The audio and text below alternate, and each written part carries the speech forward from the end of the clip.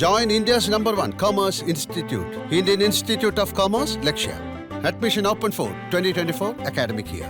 21ാം വയസ്സിൽ life is settled. ഞാൻ എല്ലാ സിനിമയും ഇറങ്ങുമ്പോൾ മനുഷ്യൻ എനിക്ക് ഭയങ്കര പ്രതീക്ഷയാണ്. അത് ഫസ്റ്റ് ഷോ കഴിഞ്ഞ് ഓഡിയൻ അതിനൊരു ജഡ്ജ്മെന്റിൽ എത്തുന്നത് വരെ ആ സിനിമ സൂപ്പർ ഹിറ്റ് ആവും എന്ന് വിശ്വസിക്കുന്ന ആളാണ് ഞാൻ. കാര്യം ഞാൻ എല്ലാ സിനിമയ്ക്കും ഇടുന്ന എഫേർട്ടും പ്രതീക്ഷയും സെയിം ആണ്. ഞാനിപ്പോൾ ലൊക്കേഷനിലെത്തി ഞാൻ വിചാരിക്കുന്ന പോലെ ആ സിനിമ മുന്നോട്ട് പോകുന്നില്ല, അല്ലെങ്കിൽ എന്നെ കൊണ്ട് അത് ചെയ്യാൻ പറ്റുന്നില്ല എന്ന് ഞാൻ റിയലൈസ് ചെയ്താൽ പോലും ഞാൻ ഉഴപ്പാനോ അല്ലെങ്കിൽ അതിനൊരു പ്രിവിലേജ് കൊടുക്കാതിരിക്കുന്നോ ഇല്ല. ഞാൻ ഇടുന്ന എഫേർട്ട് സെയിം ആണ്. ആ സ്ക്രിപ്റ്റ് എങ്ങനെ നിങ്ങളെ ഞാൻ അത്ര നല്ല മനുഷ്യനൊന്നുമല്ല. എനിക്ക് അങ്ങനെയുള്ള ഡയലോഗുകളോ എനിക്ക് ആളുകൾ തമ്മിലുള്ള അപ്രോച്ചോ ഒന്നും എനിക്ക് ആ പോയിന്റ് ഓഫ് വ്യൂ ഞാൻ അതുവരെ ഞാൻ കണ്ടിട്ടില്ല. അല്ലേ, ഇടിക്കാൻ പറ്റും എൻ്റെ അമ്മ എതിരെ നിൽക്കുന്ന എൻ്റെ മനസ്സ് ഞാൻ പോയേ ചെയ്യുന്നു. വർക്കാവും എന്നുള്ളതാണ് നമ്മുടെ ഒരു ധൈര്യം. ഇപ്പോൾ ലീഡ് റോൾസ് ഒക്കെ ചെയ്യാൻ പോകുമ്പോൾ നമുക്കൊരു സിനിമ കൊമേഴ്സ്യലി വർക്കാവാന്നുള്ളൊരു ബാധ്യത. ടീച്ചറും വീട്ടിൽ പോയിട്ട് വൈകുന്നേരം ഞങ്ങൾ ഷൂട്ട് കഴിഞ്ഞ് വന്നിട്ട് ഞാൻ വിളിക്കുമ്പോൾ ചിഞ്ചേച്ചിയും ചേട്ടനും മോന് സൈഡിൽ ഇരുന്ന് ചിരിക്കുക, ഞങ്ങൾ രണ്ടുപേരും കരയുവാണ് വീഡിയോ കോള് കൂടെ. അപ്പൊ ചേട്ടൻ ഇങ്ങനെ ചുമ്മാ ഇരടാ എന്ന് പറയുമ്പോൾ ഞാൻ. പക്ഷെ എന്നെ ഏറ്റവും കൂടുതൽ ഇഷ്ടപ്പെടുത്തിയൊരു കഥാപാത്രം ഈ സ്ലീവാച്ചൻ എന്ന് പറഞ്ഞ ക്യാരക്ടറിൽ ഇതിലെ മാലാഖ, അതുപോലെ ഈ ഗോവിന്ദ് എന്ന് പറഞ്ഞ ക്യാരക്ടർ അത് ഇത്രയും അടുത്തറിയാവുന്ന ഒരാളാണെങ്കിൽ പോലും എനിക്ക് അതിനകത്ത് എവിടെ ആസിഫിനെ കാണാൻ പറ്റിയിട്ടില്ല. അപ്പോൾ അതേപോലെ തന്നെ ഞെട്ടിപ്പോയതാണ് ഈ അയ്യപ്പനും കോശിയൊക്കെ അവിടെ നിൽക്കട്ടെ, അറിയാം കൊമേഴ്ഷ്യൽ കിട്ടുന്നത് ഈ ആർക്കറിയാം എന്നുള്ള പരിപാടിയില്ലേ, അതൊരു ഭയങ്കര പരിപാടിയായിപ്പോയി. അത് നമ്മളിങ്ങനെ ഇരുന്ന് ആലോചിക്കുകയും കൂടെ ചെയ്തിട്ടുള്ള പരിപാടിയാണ്. ഇത് എങ്ങനെയാണ് ഈ പരിപാടി വിളിക്കുന്നത്?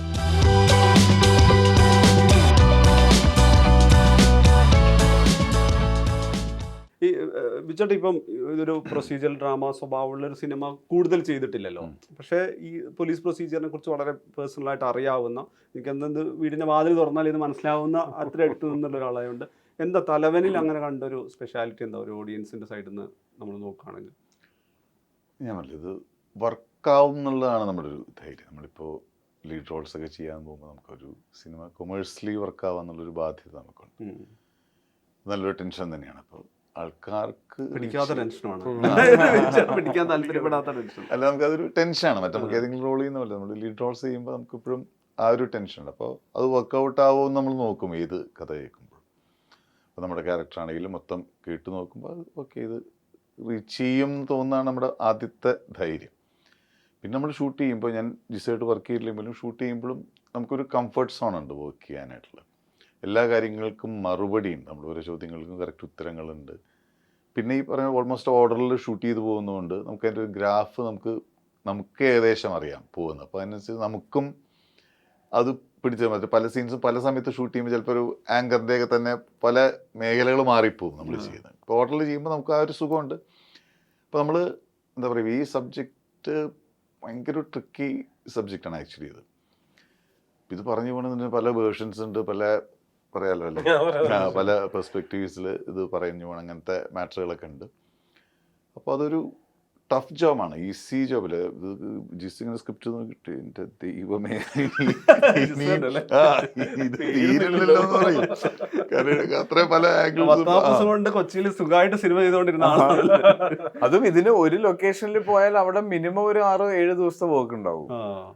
അങ്ങനെ വളരെ മറ്റേത് എന്റെ ഷോർട്സ് എല്ലാം വളരെ കംഫർട്ട്. അത്രയും നൈറ്റ് ഷൂട്ട് അങ്ങനെ ചെയ്തിട്ടുണ്ടാവില്ല, ചെയ്യേണ്ടി വന്നിട്ടില്ല, അധികം ഒരുപാട് ചെയ്തു വന്നിട്ടില്ല. വെറുതെ ഒരു സീൻ ഉണ്ടായിട്ടില്ല ഈ പടത്തിൽ. ഓരോ സീനിനും അതിൻ്റെ ആയിട്ടുള്ള പർപ്പസ് ഉണ്ട്. അല്ല അതൊരു ടൈം ലാപ്സിന് വേണ്ടിയിട്ട് അങ്ങനത്തെ ഒരു സാധനങ്ങളായിട്ട് എനിക്ക് ഫീൽ ചെയ്തിട്ടില്ല. ഓരോന്നിനും കറക്റ്റ് സീൻസ് ഉണ്ട്, ആവശ്യമുള്ള സീൻസ് മാത്രമേ ഉള്ളൂ. നല്ലൊരു ടീം ഉണ്ടായിരുന്നു, അതും കൂടെ പറയണം. ഈ ക്യാമറമാൻ ശരൺ വേലായുധൻ എനിക്ക് പാച്ചുവിന് ശേഷം എനിക്ക് ഭയങ്കര സന്തോഷം ഉണ്ടായിരുന്നു ഇവിടെ വർക്ക് ചെയ്തതിൽ. ഭയങ്കര ഞങ്ങളെല്ലാവരും ഇപ്പൊ ഇവരാണെങ്കിലും ഫസ്റ്റ് എഡിറ്റ് കഴിഞ്ഞിട്ട് എനിക്ക് ഒരു 4-5 മാസം മുൻപ് ബീച്ചേട്ടൻ ആസിഫ് രാത്രി 11 മണിയായപ്പോൾ എഡിറ്ററുടെ സ്റ്റുഡിയോയിൽ വന്നിട്ട് ഇത് കണ്ടു. അപ്പോൾ ആദ്യം പറയുന്നത് എൻ്റെ സിനിമാറ്റോഗ്രാഫിയെ കുറിച്ചാണ്. ശരൺ വലിയൊരു എനിക്ക് ഭയങ്കര സപ്പോർട്ടായിരുന്നു. വളരെ ആവശ്യമുള്ളത് മാത്രം ഷൂട്ട് ചെയ്യാനും കൃത്യമായ മറുപടികൾ പറയാനും അഭിപ്രായങ്ങൾ പറയാനും ഒക്കെ ഉള്ളു. അങ്ങനെ അടുത്ത ആൾക്കാരോട് വർക്ക് ചെയ്യുമ്പോൾ ഒരുപാട് ഈവൻ ദീപക് ദേവിന്റെ ഒരു പ്ലസ് പോയിന്റ് അതാണ്. ഫസ്റ്റ് എനിക്ക് ദീപകന്റെ കൂടെ വർക്ക് ചെയ്ത പടങ്ങളിലൊക്കെ ദീപകന്റെ ആദ്യത്തെ റെസ്പോൺസ് ഇങ്ങനെ നോക്കിക്കൊണ്ടിരിക്കും. അങ്ങനെ കറക്റ്റ് പോയിന്റ്സ് ഇങ്ങനെ മാർക്ക് ചെയ്ത് പറയും, ഇന്നത് വർക്കായിട്ട് ഇതിങ്ങനെ ആക്കാം, അങ്ങനെ ആക്കാം, ഇത് മ്യൂസിക്കിൽ ഇങ്ങനെ ആക്കാം എന്നൊക്കെ പറഞ്ഞിട്ട്. എമ്പുരാന് മുമ്പ് പുള്ളി ചെയ്ത വർക്കുമാണ് ഇതല്ലേ അതിന്? എമ്പുരാന്റെ അതെ, എമ്പുരാന്റെ ഇപ്പൊ തുടങ്ങുന്നത് തൊട്ട് മുമ്പ്. തൊട്ടോ. അപ്പൊ അങ്ങനെ ഇരിക്കുമ്പോഴാണ് നമ്മൾ 2 പാട്ട് ഇതിനകത്ത് 2 ലിപ്പില്ലാത്ത പാട്ടാണ്. അപ്പൊ 2 പാട്ടും പോസ്റ്റ് പ്രൊഡക്ഷനിൽ ഉണ്ടാക്കിയ പാട്ടാണ്. ആദ്യത്തെ ആലോചനയിൽ പാട്ടില്ല. ആദ്യത്തെ ആലോചനയിൽ പാട്ടില്ല. ചെയ്തു വന്നപ്പോൾ ദീപകിന്റെ സജഷനാണത്. പിന്നെ ഒരാളുടെ ഒരു ആത്മകഥം പോലത്തെ ഒരു സംഗതി ഒരു പാട്ടുണ്ട്, ഒരു ആത്മകഥമാണ്. അപ്പൊ അത് ട്യൂൺ ഉണ്ടാക്കി കഴിഞ്ഞ് നമ്മൾ എഴുതി പാടി ട്രാക്ക് ദീപക് പാടി കേൾപ്പിച്ചു തന്നു. ഞാൻ വീട്ടിൽ പോയിട്ട് പിറ്റേ ദിവസം രാവിലെ ദീപകിനോട് ദീപക് ഈ പാട്ട് എനിക്ക് കുറച്ചുകൂടെ കട്ടിയുള്ള സ്വരത്തിൽ കേൾക്കണം എന്നുണ്ടെന്ന് പറഞ്ഞു. അപ്പൊ അല്ല, കട്ടി എന്ന് പറയുമ്പോ ദാസേട്ടൻ ഇപ്പൊ പാടുന്നില്ല. ദീപക് ടെൻഷനായി. അതിപ്പോ കട്ടി താൻ അപ്പൊ ഞാൻ അല്ല, അതെനിക്ക് ആ ചോദ്യം മനസ്സിലായില്ല. അല്ല, ജാസി ഗിഫ്റ്റിന്റെ പോലത്തെ അങ്ങനത്തെയാണോ അതോ ദാസേട്ടന്റെ പോലത്തെയാണോ, അത് താൻ എന്താ കട്ടി കൊണ്ട് ഉദ്ദേശിക്കുന്നത്? അവൻ കട്ടി എനിക്ക് അങ്ങനെ ഒരു ഹെവി വോയിസ്. അപ്പൊ ദീപക് പറഞ്ഞു, ഞാൻ ഒന്ന് ആലോചിച്ച് നോക്കട്ടെ അങ്ങനെ ആരാ ഉള്ളതെന്ന്. കുറച്ചൊക്കെ ബിജു വിമാനോനില്ലേ, അതിലും കട്ടിയുള്ള ശബ്ദം. നേരെ ബിജുചേട്ടനോട് സംസാരിച്ചു. കട്ടക്ക് വരാൻ കട്ടി. ബിജുചേട്ടൻ പാടി. ബിജുചേട്ടനാണ് ആ പാട്ട് പാടിയിരിക്കുന്നത്. അല്ല, ഈവൻ തലവൻ എന്നുള്ള ടൈറ്റിൽ സോങ് ഈ സിനിമയ്ക്ക് ഭയങ്കരമായ റീച്ച്.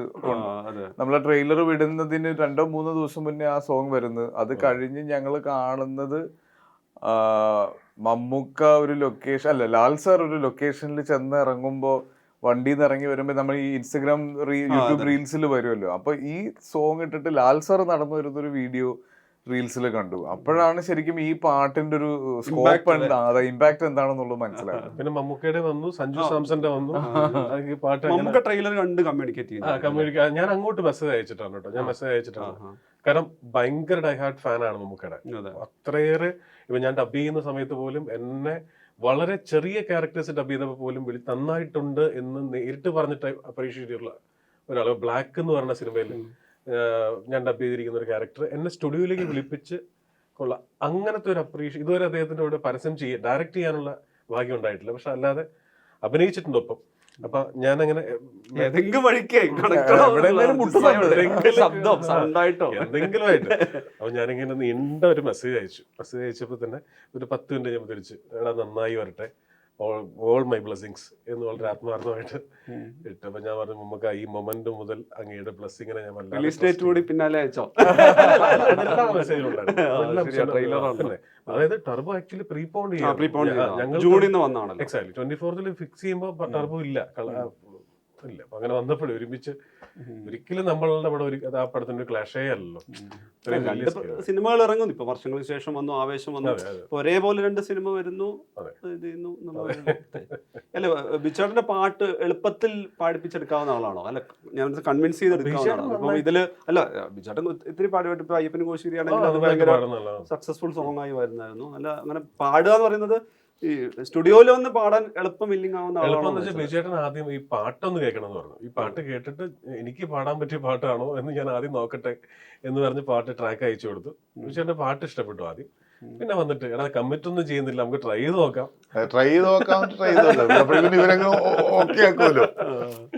പിന്നെ ദീപക് ദേവന്റെ കയ്യിൽ അങ്ങനെ ഒരാളെ കിട്ടിക്കഴിഞ്ഞാൽ പിന്നെ ഉറപ്പായിട്ടും ദീപക് ആസിഫിനെയും പാടിപ്പിച്ചു.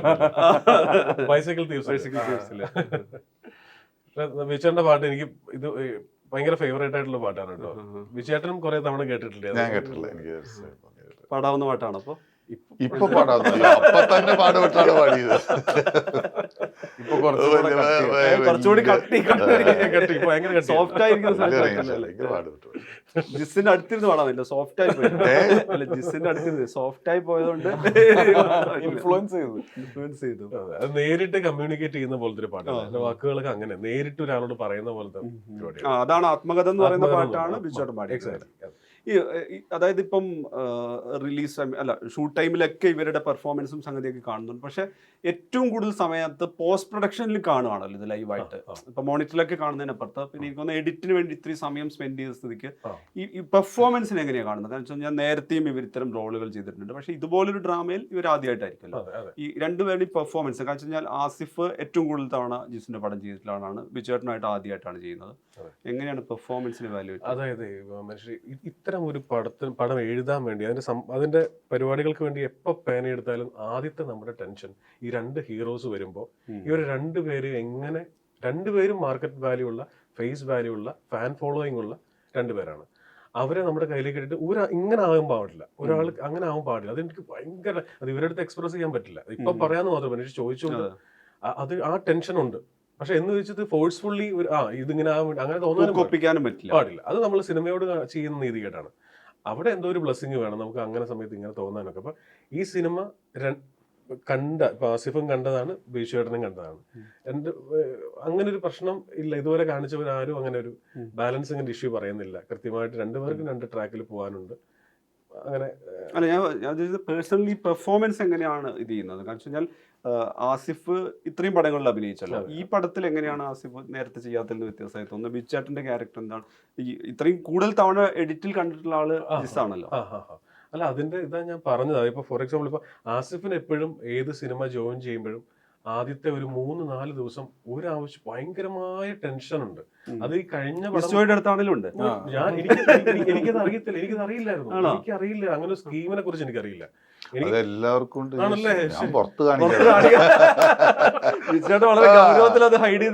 ഏതൊരു സിനിമയ്ക്ക് നമ്മൾ ചെന്നിട്ട് ഒരു 1-2 ദിവസം എടുക്കും നമ്മളൊന്ന് ഇന്നാവാൻ.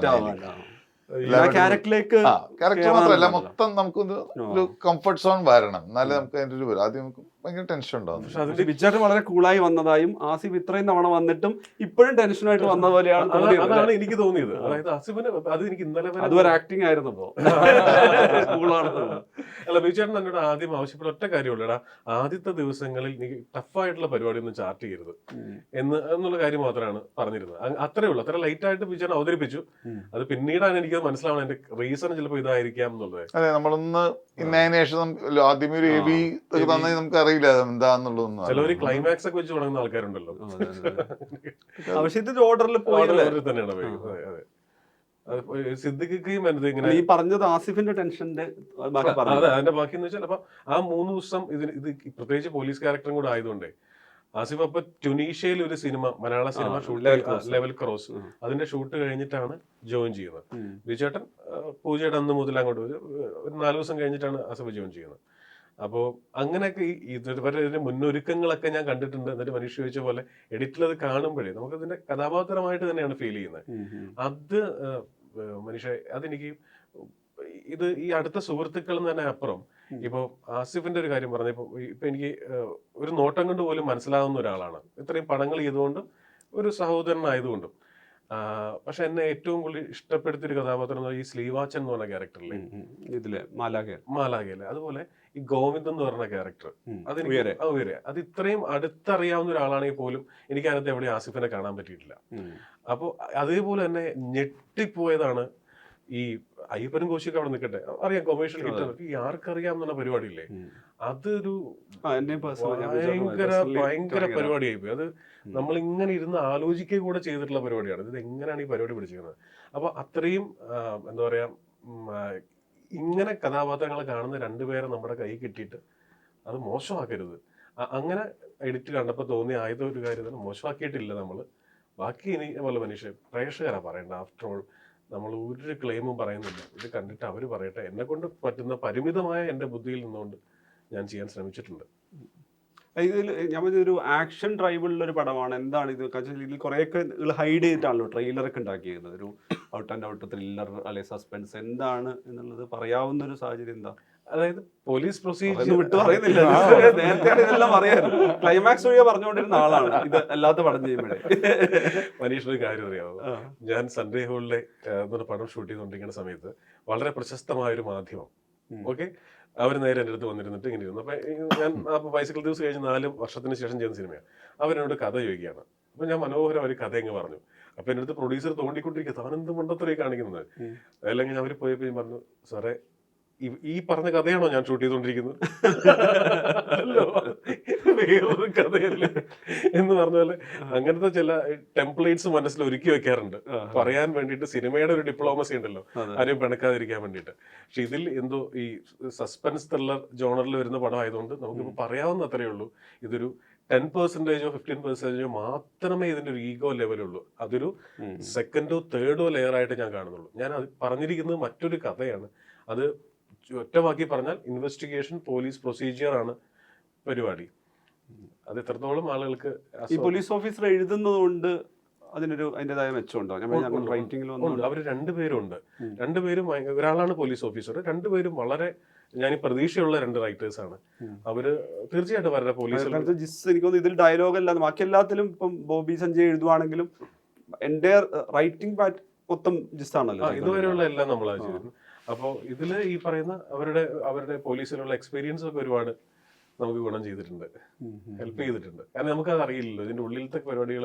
പക്ഷെ ബീച്ചർ എന്നോട് പറയുമ്പോൾ പെട്ടെന്ന് ബീച്ചറിന് ഓരോന്ന് പറയുമ്പോഴും ഇത് ഇങ്ങനെ ഉണ്ടാകും ആ ഒരു റിലേറ്റ് ചെയ്യാൻ പറ്റുന്നുണ്ട്. പോലീസിൽ അവിടെ ക്യാമ്പിൽ വളർന്ന ഒരാളായതുകൊണ്ട്, അച്ഛൻ പോലീസ് ആയതുകൊണ്ട് ഒക്കെ അതൊരു വലിയ സപ്പോർട്ടായിരുന്നു. നമ്മൾ ചെയ്യുന്നത് ശരിയാണ്, ഉപയോഗിക്കുന്ന ചില ഭാഷയുണ്ടല്ലോ, അതൊക്കെ ബീച്ചറിന്റെ ഭാഗത്തു നിന്നുള്ള സജഷൻസ് ഉണ്ടായിരുന്നു. അതുപോലെ ഇപ്പം നിങ്ങളുടെ എല്ലാം ഭയങ്കര സക്സസ്ഫുൾ കോംബോ ആണ്. എനിക്ക് തോന്നുന്നു ഇപ്പോൾ ഇപ്പം എല്ലാ ആക്ടറിന്റെയും അവസാനത്തെ പടം നോക്കിയിട്ടാണ് അടുത്ത പടം ഹിറ്റ് ഫ്ലോപ്പ് എല്ലാം പറയുന്നത്. അത് മാറി തിരിഞ്ഞു മറിഞ്ഞും വരുന്നതാണ്. പക്ഷെ നിങ്ങളുടെ എല്ലാം സക്സസ്ഫുൾ ഇതാണ്. എനിക്കൊന്ന് ആസിഫിന്റെ പല കംബാക്കുകൾ ഉണ്ടാവുന്നത് ജിസ് ജോയ് ത്രൂ ആണ്. ഇപ്പൊ ഇതും അങ്ങനെ, കാരണം വെച്ച് കഴിഞ്ഞാൽ ഒരു റീസെന്റ് 1-2 പടങ്ങൾ പിന്നെ ബോക്സ് ഓഫീസിൽ നല്ല രീതിയിൽ അല്ലാതെ ഇരുന്നുകൊണ്ട് ശരിക്കും ഇതിനെ ആ രീതിയിൽ കൂടിയാണോ ഒരു പ്രോമിസിംഗ് ആയിട്ട് കാണുന്നത്?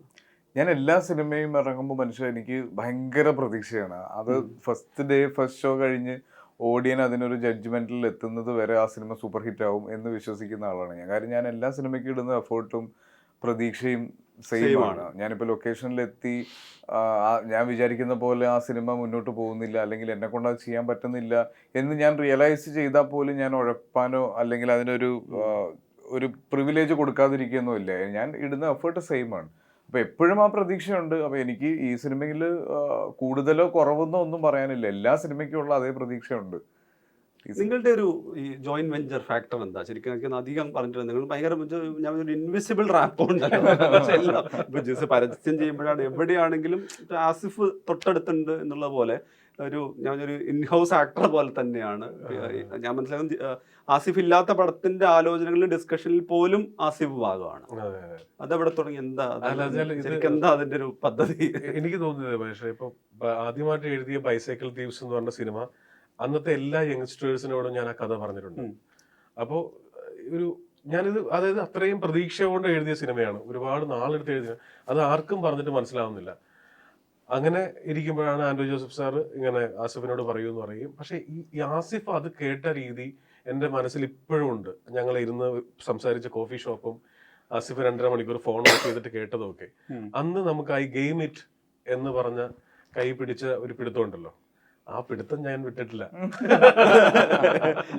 തിരിച്ചു വിടാതിരിക്കാനും അതെനിക്ക് കുറെ കൂടെ എനിക്ക് സിനിമയേക്കാൾ ഒരു പേഴ്സണൽ ലൈഫിലാണ് എനിക്ക് ഒരു അറ്റാച്ച്മെന്റ്. ഇപ്പൊ ഞാൻ പൊതുവെ കുറച്ച് ഹൈപ്പർ ആക്റ്റീവ് ആണ്. എന്റെ ഇമോഷൻസ് കുറച്ച് ലൗഡാണ്. അപ്പൊ എന്നെ ഒന്ന് കാം ഡൗൺ ചെയ്യാൻ പറ്റിയ എന്റെ സുഹൃത്ത് വലയത്തിൽ ഒരാളെ ഉള്ളൂ. ബാക്കി എല്ലാവരും എന്റെ കൂടെ എന്റെ അതേ പേസിൽ പോയിക്കൊണ്ടിരിക്കുന്ന ആൾക്കാരാണ്. അപ്പൊ എന്റെ അടുത്ത് ചാടുന്നതിന് മുന്നേ ഒന്ന് നോക്കുന്നത് നന്നായിരിക്കും എന്ന് പറയുന്ന ഒരു സുഹൃത്തേ ഉള്ളൂ എനിക്ക്. അപ്പൊ അങ്ങനെ ഒരു ഇതുണ്ടല്ലോ. എനിക്കും ഈ പറഞ്ഞ ആസിഫിന്റെ ആ സമയത്ത് ഈ കുറെ എനിക്ക് അങ്ങനെ ഒരു കഥ പറയാൻ വേണ്ടിയിട്ട് നടക്കേണ്ടി വന്നിട്ടില്ല. കാരണം ഇപ്പൊ സൺഡേ ഹോളിഡേ ആണെങ്കിലും വിജയ് സൂപ്പർ ആണെങ്കിലും ഒക്കെ ഇപ്പൊ ഫോർ എക്സാമ്പിൾ എവിടെയും പറയാത്തൊരു കാര്യമാണ്. ഇപ്പൊ സൺഡേ ഹോളിഡേ ഒരു ഹിറ്റ് പടമായതുകൊണ്ട് പറയാണ്. ഇപ്പൊ അതിന്റെ കഥ ആസിഫ് കേൾക്കുന്നത് ഭയങ്കര പ്രതീക്ഷയിൽ നമ്മൾ രണ്ടുപേരും മാത്രം കഥ കേൾക്കുന്നു എന്നൊക്കെ പറഞ്ഞ് കോളിംഗ് ബെല്ല് ഊരിയിട്ടിട്ട് കഥ കേൾക്കുന്ന ആളെ കുറിച്ച് കേട്ടിട്ടുണ്ട്. ഞാൻ ഓർക്കുന്നുണ്ട്, കോളിംഗ് ബെല്ല് ഊരിയിട്ടിരിക്കുകയാണ്, ആരോ ഒന്ന് ബെല്ലടിക്കുന്നു പറഞ്ഞിട്ട്. അങ്ങനെയാണ് ഈ കഥ കേൾക്കുന്നത്. ഈ കഥ കേട്ടിട്ടുണ്ടല്ലോ ചോദിച്ചേട്ടാ. മൊത്തം കഴിഞ്ഞിട്ട് പറഞ്ഞു, താനേ നമുക്ക് എം ജി റോഡ് വഴി പോയാലോ. അപ്പൊ ഞാൻ ഫുൾ ടെൻഷനിലായത്. ഞാൻ പടം ചെയ്തിട്ട് 4 വർഷം ഞാൻ പടം ചെയ്തില്ല. എനിക്ക് ടെൻഷനുണ്ട്. അപ്പൊ ഞാൻ വേറെ ലോകത്തുള്ള പല കാര്യങ്ങളും സംസാരിക്കുന്നു. അപ്പൊ ഞാൻ പറഞ്ഞു, ആസിഫ് അതൊക്കെ അവിടെ നിൽക്കട്ടെ, ഇതെങ്ങനെ ഇത് ഓക്കെയല്ലേ ഈ പരിപാടി? 2 മണിക്കൂർ തന്നെ നരേറ്റ് ചെയ്തത്. അപ്പോ ആസിഫ് എന്നോട് പറഞ്ഞ മറുപടി ഉണ്ട്, എടോ ഇത് ഓക്കെ ആണോ എന്നുള്ളതല്ല, ഞാൻ തന്നെ ട്രസ്റ്റ് ചെയ്യാണ്. ആ ട്രസ്റ്റിന്റെ പേരിൽ നമുക്ക് ചെയ്യാം. അത് പുള്ളി കൺവിൻസ്ഡ് അല്ലായിരുന്നു. അത് പിന്നീടാ പറയുന്നത്. ആ സ്ക്രിപ്റ്റ് എങ്ങനെ നിങ്ങളെ കൺവിൻസ്ഡ് ആവും? ഞാൻ അത്ര നല്ല മനുഷ്യനൊന്നുമല്ല. എനിക്ക് അങ്ങനെയുള്ള ഡയലോഗുകളോ എനിക്ക് ആളുകളെ തമ്മിലുള്ള അപ്രോച്ചോ ഒന്നും എനിക്ക് ആ പോയിന്റ് ഓഫ് വ്യൂ ഞാൻ അതുവരെ ഞാൻ കണ്ടിട്ടില്ല. അല്ലേ, ഇരിക്കാൻ പറ്റും എന്റെ അമ്മ എതിരെ നിൽക്കുന്ന എന്റെ മനസ്സ് ഞാൻ പോയേ ചെയ്യുന്നു. അപ്പൊ ഞാൻ ഇന്നോവേഷൻ അങ്ങനെ ആയിരിക്കും. ലളിത ചേച്ചി ഒന്നും അറിയില്ലേ ഇതിനെ നിൽക്കുന്നതിനുള്ള പോയേ ചെയ്യുന്നേ. എന്നിട്ടും ആ ട്രസ്റ്റ് അവിടെയും എന്നിട്ടും ആ ട്രസ്റ്റിലേക്ക് വരുന്ന ഞാൻ ഭയങ്കര കൺഫ്യൂസ്ഡ് ആയിരുന്നു മനുഷ്യ ആ സമയത്ത്. കാര്യം എന്റെ സ്ക്രിപ്റ്റ് സെലക്ഷനെ പറ്റി നിങ്ങൾക്ക് എല്ലാവർക്കും അറിയാം. ഞാൻ വളരെ ബ്ലൈൻഡായിട്ട് ഭയങ്കര ബ്ലണ്ടായിട്ട് സിനിമകൾ ചെയ്തിട്ടുണ്ട്. പല സമയത്തും ഞാൻ കേട്ട് എക്സൈറ്റഡ് ആവുന്ന സിനിമകൾ അതിൻ്റെ ഒരു ഞാൻ പ്രതീക്ഷിച്ച ക്വാളിറ്റിയിലേക്ക് എത്താറില്ല. അപ്പം അങ്ങനെയൊക്കെ നിൽക്കുന്ന ഒരു സ്റ്റേജ് ആയിരുന്നു. അപ്പോൾ ജിസ് ഇത് ഫുൾ കോൺഫിഡൻസിലാണ് ജിസ് പറയുന്നതും ഇതിൻ്റെ സീൻസ് എഴുതിയിരിക്കുന്നതും. അപ്പോൾ അന്നത്തെ ഒരു എക്സാമ്പിൾ റെഫറൻസ് വെച്ച് പറഞ്ഞ ഒരു സത്യനന്ദിക്കാട് പടത്തിൻ്റെ ഫീലിലാണ് ഇത് കാണുന്നത്. പക്ഷെ ഇത് ഇറങ്ങാൻ പോകുന്ന സമയം അല്ലെങ്കിൽ ഇത് ചെയ്യാൻ പോകുന്ന ഞാൻ ഇതൊക്കെ കറക്റ്റായിട്ട് വരുമോ എന്നുള്ളതിനകത്ത് എനിക്ക് ഭയങ്കര കൺഫ്യൂഷൻ ഉണ്ടായിരുന്നു. അപ്പം ഞാൻ ജിസിനോട് പറഞ്ഞത് തന്റെ ജഡ്ജ്മെന്റ് ആണ്. ഞാൻ എനിക്കാണെങ്കിൽ ഭയങ്കര ഓവർ കോൺഫിഡൻസും ആയിരുന്നു. ബിക്കോസ് എനിക്ക് എപ്പോ ശ്രീനിവാസൻ സാറ് ഡേറ്റ് തന്നോ അന്ന് മുതൽ ഞാൻ മറ്റേ കോൺഫിഡൻസിന്റെ മറ്റേ ഹൈപ്പിലേക്ക് പോയി. അതായത് ആ ശ്രീനിയേട്ടൻ മൊത്തം കഥ കേട്ടിട്ടാണ് ഓക്കെ പറഞ്ഞത്. പുള്ളി ഒന്നും കാണുന്ന ഓക്കെ പറയില്ല, ഈ ലൈൻ ഉണ്ടല്ലോ. അപ്പൊ അതുകൊണ്ട് അതായിരുന്നു അതിന്റെ ഒരു ധൈര്യം എന്ന് പറയുന്നത്. ഇവരിത് പറഞ്ഞോട് ചോദിക്കുകയാണ്. ഇപ്പം ഞാൻ പറഞ്ഞു, ഇപ്പൊ ഓരോ സമയത്തും ഇപ്പം സിനിമയിൽ വന്നതുപോലെ ആയിരിക്കില്ലല്ലോ പിന്നീട് ഓരോ സമയത്തും ഡിസിഷൻ എടുക്കുക. ഇപ്പൊ ഒരു എല്ലാവരും പറയാലോ ഇതൊരു രണ്ടുപേരുടെ മ്യൂച്വൽ ട്രസ്റ്റ് ആണ്. കേട്ട കഥ, അത് പ്രസന്റ് ചെയ്ത രീതി, അതിനപ്പുറത്ത് ഇത് അതേപടി എക്സിക്യൂട്ട് ചെയ്യുന്ന ഒരു ഉറപ്പില്ല. പിന്നെ മൾട്ടിപ്പിൾ ഫാക്ടേഴ്സ് വരാം സിനിമ തിയേറ്ററിൽ. ഇപ്പം നമ്മൾ തന്നെ നേരത്തെ മോഹൻകുമാർ ഫാൻസിന്റെ വരികയായിരുന്നു. അതായത് പോസ്റ്റ് തിയേറ്ററിക്കൽ റിലീസ് അത് എപ്പോഴും എല്ലായിടത്തും കാണാറുണ്ട്. പിന്നലെ വരെ അതിന്റെ ഏതെങ്കിലും ഇപ്പം ആസിഫ മെഡിക്കൽ ഷോപ്പിൽ പോകുന്ന സീൻ എപ്പോഴും എവിടെയെങ്കിലും എടുത്തു വരുന്നത്. അങ്ങനെ ഓരോ സിനിമകളുടെയും കാര്യത്തിൽ പോസ്റ്റ് റിലീസോ അല്ലെങ്കിൽ പിന്നീട് എപ്പോഴെങ്കിലും ഒക്കെ ഡിസ്കസ് ചെയ്യാം. തിയേറ്ററിൽ അതേ ഇമ്പാക്റ്റ് അല്ല. പക്ഷെ ബിജുചേട്ടനൊക്കെ എങ്ങനെയാണ് ഓരോ കാലത്ത് ഈ രണ്ടുപേർക്കിടയിൽ ട്രസ്റ്റ് ഉണ്ടാക്കിയെടുക്കുന്നത്? എങ്ങനെയാണ് ഒരു തിരക്കഥയെ അല്ലെങ്കിൽ ഈ ഇൻഡിവിജ്വലിനെ പുതുതായിട്ട് വരുന്ന ആളോ അല്ലെങ്കിൽ സീനിയർ ആയിട്ടുള്ള ഒരാളെയൊക്കെ വിശ്വസിക്കുന്നത്? ഒരു കഥ നമ്മുടെ അടുത്ത് പറയുമ്പോൾ തന്നെ നമുക്ക് അവരൊരു കോൺഫിഡൻസ് നമുക്ക് മനസ്സിലാവും. അവരതിന് കേപ്പബിൾ ആവണോ എന്ന് നമ്മളൊന്ന് ജഡ്ജ് ചെയ്യും. ചിലർ കഥ പറയാൻ വീക്കായിരിക്കും, ചിലർ കഥ പറയാൻ ഭയങ്കര മിടുക്കായിരിക്കും. എന്നാലും അവരെവിടെയെങ്കിലും ആ പറഞ്ഞു പോണേൽ നമുക്ക് ആ ഒരു പറയുമ്പോൾ മനസ്സിലാവും ഒരു ഒരു വിഷ്വലൈസ് ചെയ്യാനുള്ളൊരു ബേസിക് ഇതുണ്ടോ എന്നുള്ളവരത് നെറേറ്റ് ചെയ്യുമ്പോൾ നമുക്ക് മനസ്സിലാവും. അപ്പോൾ നമ്മൾ ഇതായിട്ട് പറയുന്നതല്ല, അപ്പോൾ ആ കഥ കേൾക്കുമ്പോൾ is capable of doing that എന്നുള്ള നമ്മൾ ആലോചിക്കുമായിരുന്നു. അപ്പോൾ ആ രീതിയിൽ നമ്മളിപ്പോൾ എനിക്കിപ്പോൾ ഈ സിനിമയെ പറ്റിയിട്ടെന്നല്ല, പല സിനിമകളും നമ്മൾ ആ ഒരു കോൺഫിഡൻസിലാണ് നമ്മൾ ചെയ്യുന്നത്. ചില ഫാക്ടർ കൊണ്ട് ചില സിനിമകൾ നമുക്ക് വർക്കൗട്ട് ആവില്ല, ചില വർക്കൗട്ട് ആവും. പക്ഷേ ഈ അസി പറഞ്ഞ പോലെ നമ്മളെല്ലാം ഫുൾ സാറ്റിസ്ഫൈഡ് ആയിട്ടാണ് ചെയ്യുന്നത്. നമ്മളെല്ലാ സിനിമകളും എല്ലാ പൂർണ്ണമായിട്ടും ആ ട്രസ്റ്റോടു കൂടി തന്നെയാണ് ചെയ്യുന്നത്.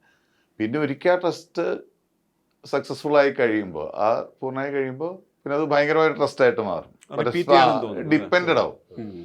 ഇപ്പം എനിക്ക് അങ്ങനെ ട്രസ്റ്റ് ഉണ്ടായിരുന്നു, സച്ചി എനിക്ക് അങ്ങനെ ട്രസ്റ്റ് ഉണ്ടായിരുന്നു. കാരണം ഞാൻ ചോദിക്കുമല്ലേ കഥ പറയുമ്പോൾ കേടാ നീ ചെയ്യടാ, അങ്ങനത്തെ ഒരു ട്രസ്റ്റ് ഉണ്ടാകും നമുക്ക്. അത് ഉണ്ടായി വരുന്നതാണ്, നമ്മൾ സംസാരിച്ച് വർക്ക് ചെയ്ത് ഉണ്ടായി വരുന്ന ട്രസ്റ്റാണ്. അല്ലെങ്കിൽ അതുപോലെ എസ്റ്റാബ്ലിഷ്ഡ് ആയിട്ടുള്ളൊരു ഡയറക്ടർ അത്രയും ഇതായിട്ട് എന്ന് പറയുമ്പോഴാണ് നമ്മൾ പൂർണ്ണമായിട്ടും ട്രസ്റ്റ് കൊടുക്കുന്നത്. അത് ഒരു അടുപ്പം കൊണ്ടുള്ള ട്രസ്റ്റ് അല്ല, പുള്ളിയുടെ ഒരു ലെവൽ വെച്ചിട്ടുള്ളൊരു ട്രസ്റ്റ് അല്ലേ. ഇതിൽ ഇപ്പോൾ ഇതിൻ്റെ തുടച്ച് ചോദിക്കുക, ഇപ്പോൾ ഒരാൾ ബിഗിനർ വരാം, ആദ്യമായിട്ടൊരു കഥ പറയുന്ന ഒരാൾ വരാം, കഴിഞ്ഞ 3 പടം വമ്പന് ഹിറ്റായ ഒരാൾ വരാം.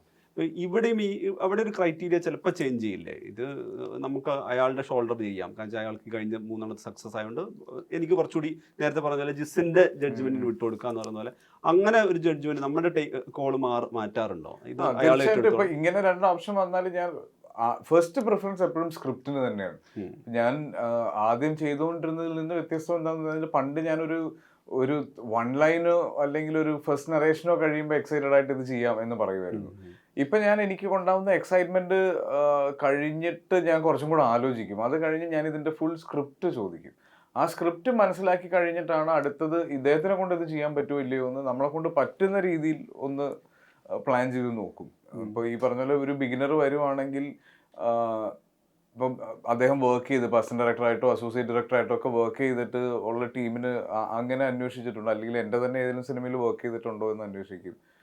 അങ്ങനെ നോക്കിയിട്ടാണ് സിനിമകൾ എടുക്കാൻ ഇപ്പോൾ. കാര്യം ഇതിനൊരു ഫോർമുല ഇല്ല എന്ന് പറയുന്നത് ഒരു വളരെ മാജിക് റെസിപ്പി ഇല്ല.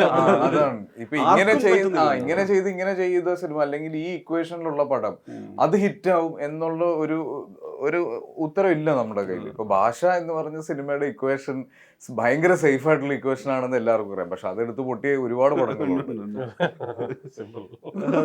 ഗോഡ് ഫാദർ തന്നെ എല്ലാം റീമേക്ക് അല്ലെങ്കിൽ എല്ലാ അഡാപ്റ്റേഷനും വിജയിക്കുന്നില്ല. വേറൊരു കാര്യം, ഇപ്പം ആസിഫ് ഉണ്ട് കൂടെ, അപ്പം ഇതില് മറ്റേ ബിച്ചാട്ടൻ കൂടി ഈ പടത്തിൽ വന്നതുകൊണ്ട് ഇനിയിപ്പോ നിങ്ങളുടെ ഒരു ഇൻഹൗസ് സ്ട്രെങ്തില് ഇവരുടെ ഈ രണ്ടുപേരെ കൂടി റിപ്പീറ്റ് ചെയ്യണമെന്ന് ആഗ്രഹിക്കുന്നു. തീർച്ചയായിട്ടും അതൊരു വലിയ ചോദ്യമാണ്. പറയാനിരുന്നോ? അതായത് ചില ആളുകളുടെ കൂടെ വർക്ക് ചെയ്യുമ്പോഴേ, ഇപ്പൊ ഞാൻ ആസിഫിന്റെ കൂടെ, ബീച്ചേട്ടന്റെ കൂടെ, ചാക്കോച്ചന്റെ കൂടെ മാത്രമേ വർക്ക് ചെയ്യുള്ളൂ. അതിനിപ്പുറത്ത് ഞാൻ വളരെ ഇവരെക്കാളും ഒരുപക്ഷെ ആരാധിക്കുന്ന സിദ്ദിഖൊക്കെ ഉണ്ടായിരുന്നു, ലളിത ചേച്ചി ഉണ്ടായിരുന്നു. അപ്പോൾ അങ്ങനെ റിപ്പീറ്റഡ്ലി ഞാൻ എൻ്റെ പടങ്ങളിൽ വന്നുകൊണ്ടിരുന്ന ആൾക്കാരുണ്ട്. അപ്പം ഇതില് ഈ ബീച്ചേട്ടന്റെ കൂടെയാണ്, ബീച്ചേട്ടൻ്റെ ആണ് പുതിയൊരു കൂട്ടുകെട്ട്. അപ്പോൾ ഞങ്ങൾ സത്യം പറഞ്ഞ ഈ സെറ്റിൽ നിന്ന് ബീച്ചേട്ടൻ പോയി കഴിഞ്ഞപ്പോഴേ ഞങ്ങൾ രണ്ടുപേരും പെട്ടെന്ന് ഒറ്റപ്പെട്ട ഒരു ഫീലായിരുന്നു. പിന്നെ 65 ദിവസം തുടർച്ചയായിട്ട് നിന്നിട്ട് പെട്ടെന്ന് ബീച്ചേട്ടൻ പോയി.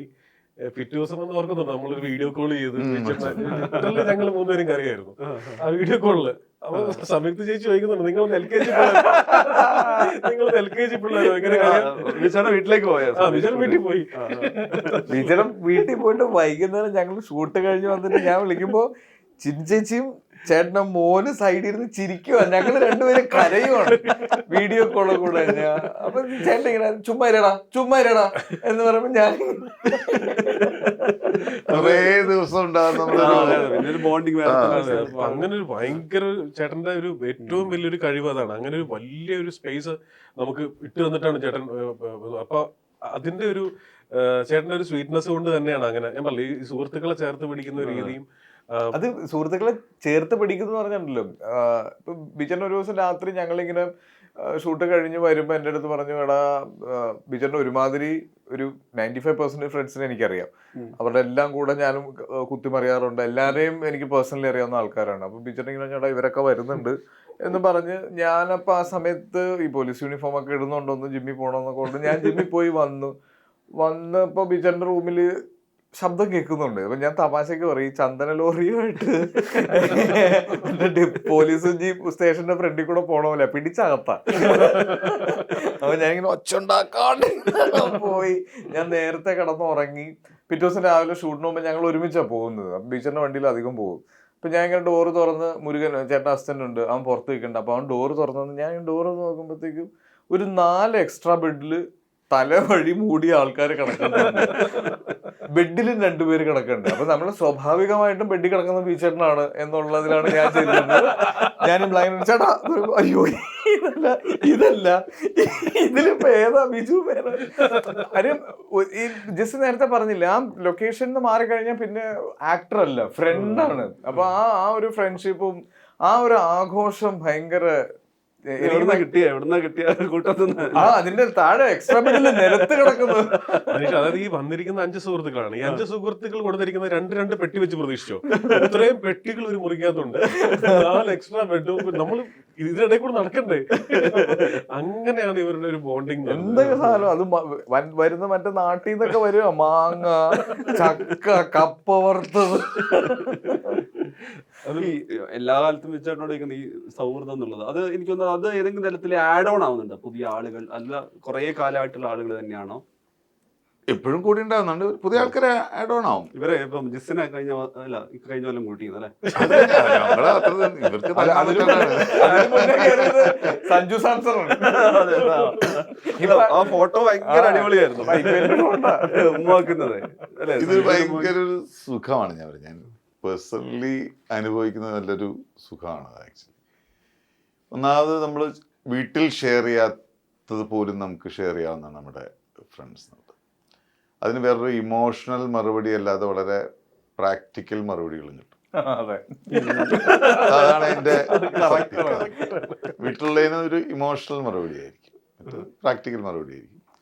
പിന്നെ നമ്മൾ എന്താണെന്നുള്ളതും നമ്മൾ പോകുന്ന അവസ്ഥയും നമ്മൾ ചെയ്യേണ്ടതായിട്ടുള്ള കാര്യങ്ങളെ പറ്റിയൊക്കെ അവരൊരു ഫീഡ്ബാക്ക് വരുമ്പോൾ അറിയാം നമ്മൾ എന്താണെന്നുള്ളത് നമുക്ക് അറിയാമല്ലോ. നമ്മൾ തെറ്റിദ്ധരിച്ച് വേറൊരു ലോകത്ത് നടക്കേണ്ട കാര്യമൊന്നുമില്ല. നമ്മൾ ഇത്രേ ഉള്ളൂ എന്നുള്ളത് എന്താണ് സംഭവിച്ചതെന്നൊക്കെ വ്യക്തമായി പറഞ്ഞു തരും. ഓരോ സിനിമയിലാണെങ്കിൽ നമ്മുടെ ജീവിതത്തിലെ എല്ലാ കാര്യങ്ങളും. അല്ല വലിയൊരു സുഖമാട്ടെ എനിക്ക്. ഞാൻ എവിടെ പോയാലും ഉണ്ട് അസിക്കുണ്ട് അതൊക്കെ. അപ്പൊ എന്തായാലും ഈ കൂട്ടുകെട്ടിന്റെ ഒരു സക്സസ് കൂടി ആയിട്ട് മാറട്ടെ തലവൻ. അതിന്റെ ഒരു തുടർച്ച ഇപ്പൊ ഇങ്ങനെ ആസിഫും ജിസും എങ്ങനെയാണോ യാത്ര തുടരുന്നത് അതുപോലെ നിങ്ങളുടെ ഒരു ടീം ഇനിയൊരു ഗംഭീര പടമായിട്ട് ഇതിന്റെ തുടർച്ചയെ വരികയും ചെയ്യട്ടെ. Thank you. നാക്കുപ്പൊന്നാണ്. Thank U.